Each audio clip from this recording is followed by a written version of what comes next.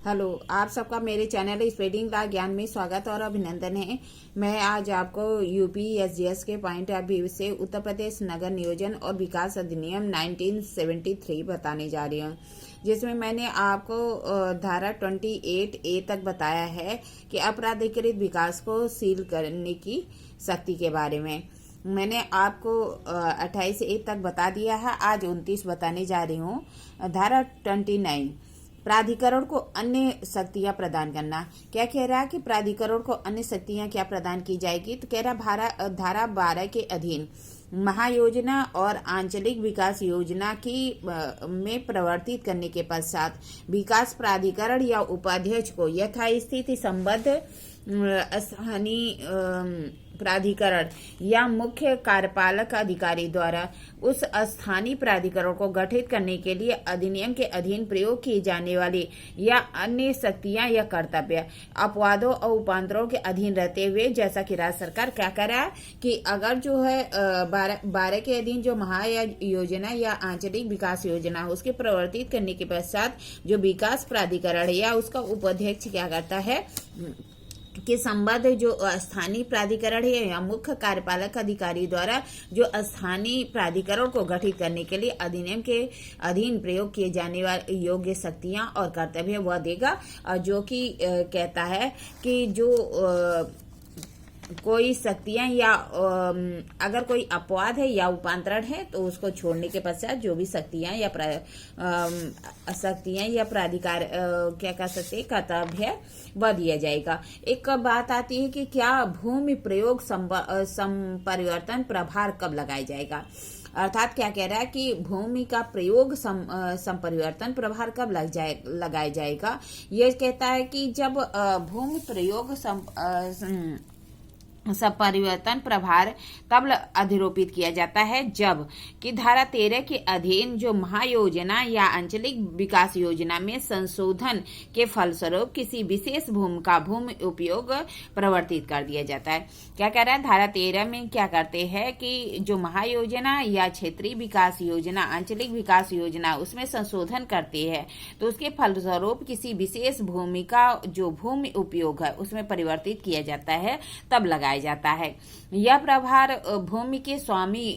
के विहित रीति से या विहित दर पर प्राधिकरण द्वारा अधिरोपित किया जाता है। क्या कह रहा है, यह जो प्रभार है वह भूमि का स्वामी है उसको विहित रीति से और विहित दर से अधिरोपित किया जाता है। वस्तुतः यह प्रभार धारा 13(4) जो धारा 13 है उसकी उपधारा 4 के तहत अंतिम अधिसूचना प्रकाशित होने के पूर्व की जाएगी। यह कब लगाया जाता है तो धारा 13(4) के तहत जो अंतिम अधिसूचना है वह प्रकाशित होने के पूर्व की जाएगी। ध्यान देने योग्य है कि महायोजना तथा क्षेत्रीय विकास योजना के लागू होने पर किसी भूमि का उपयोग बदलता है और उस पर प्रभार दे नहीं होगा। क्या कह रहा है कि अगर महायोजना या आंचलिक विकास योजना के लागू होने से किसी भूमि का उपयोग बदलता है और उस पर प्रभार दे नहीं होगा, प्रभार सिर्फ उसी स्थिति में दे होगा जब अधिरोपित की जा सकती है और जब भूमि उपयोग धारा 13 के तहत महायोजना या आंचलिक विकास योजना के तहत संशोधन के परिणाम स्वरूप परिवर्तित हुआ हो। क्या कह रहा है कि उस कंडीशन में जो है भूमि के उपयोग बदलता है, अगर भूमि का उपयोग बदलता है तब जो है कोई भी प्रभार दे नहीं होगा, लेकिन तभी होगा जब 13 के तहत संशोधन के परिणाम स्वरूप भूमि का उपयोग बदलता है। अब आ जाइए धारा 30 क्या कहता है, कंपनी द्वारा अपराध। अगर कोई अपराध कंपनी द्वारा किया जाता है उसके बारे में धारा 30 में प्रावधान किया गया है। यदि इस नियम के अधीन अपराध करने का व्यक्ति कंपनी है तो ऐसा प्रत्येक व्यक्ति जो अपराध कारित करने के लिए वक्त कंपनी का कारोबार संचालन हेतु कंपनी के भार साधन के साथ साथ कंपनी के अपराध के लिए दायी होगा और उसके विरुद्ध कार्रवाई की जाने और तदनुसार दंडित किए जाने के लिए दायी हो। क्या कह रहा है, जो भी कंपनी का क्या है सदस्य है जबकि वह जो है अपराध किया जाता है तो वह उस भार साधक है, अर्थात कंपनी में जो भी काम करता है वह दोषी होगा, जबकि उसके विरुद्ध कार्रवाई करने के लिए तदनुसार उसे दंडित किया जाएगा। परंतु यह कि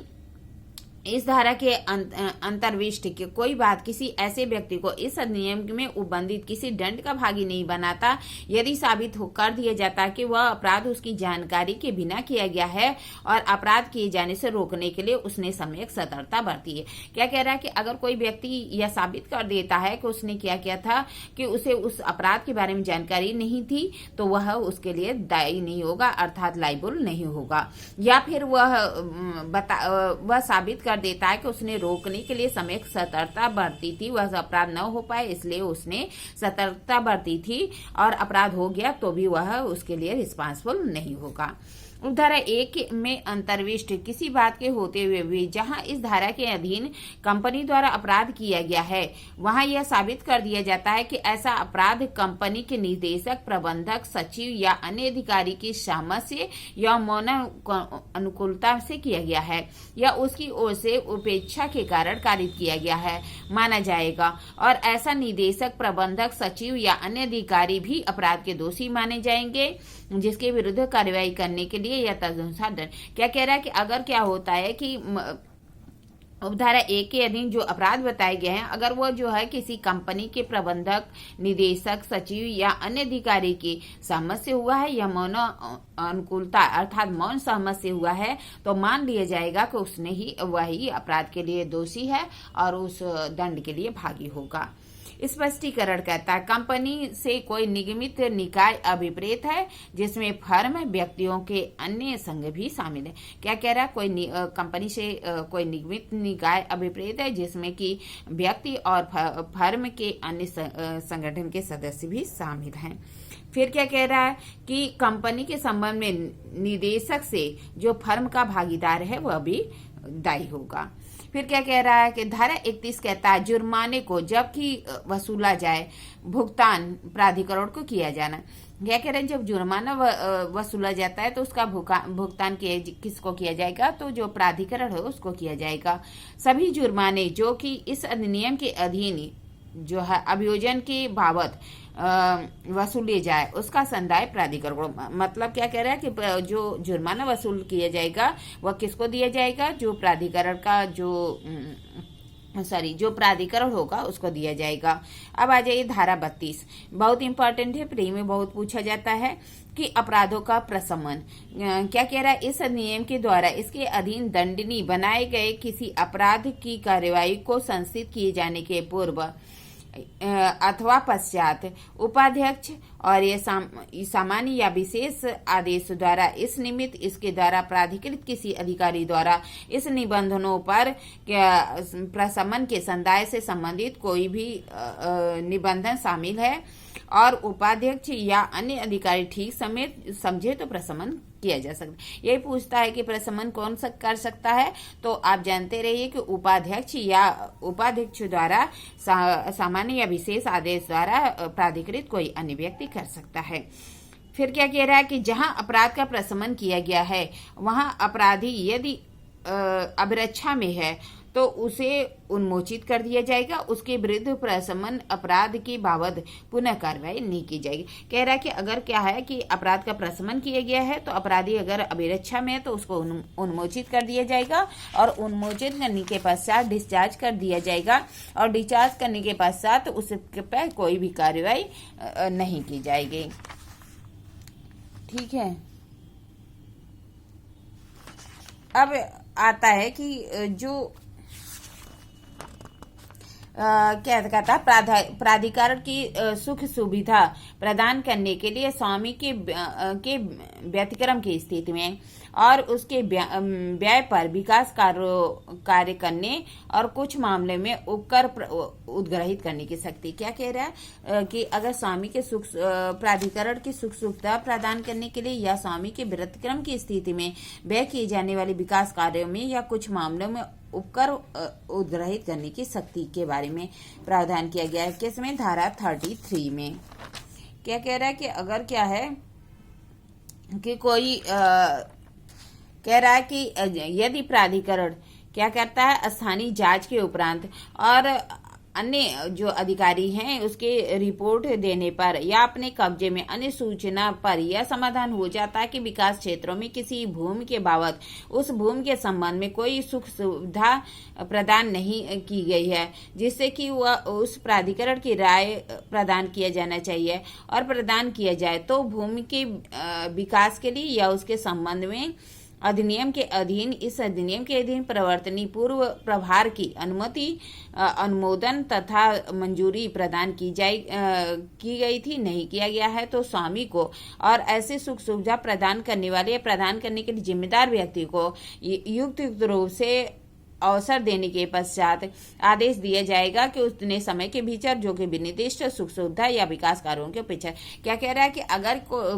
प्राधिकरण करता है कि स्थानीय जांच करता और पाता है कि जो सुख सुविधा दी जानी थी वह नहीं दी गई है जिसके लिए उसको आदेश दिया गया था, ऐसे जो भूमि का स्वामी है उसको या जिसके प्राधिकार में वह भूमि है उसको, तो उसको क्या किया जाएगा, कारण दर्शित करने के लिए बोला जाएगा और कहा जाएगा कि ऐसा है कि अब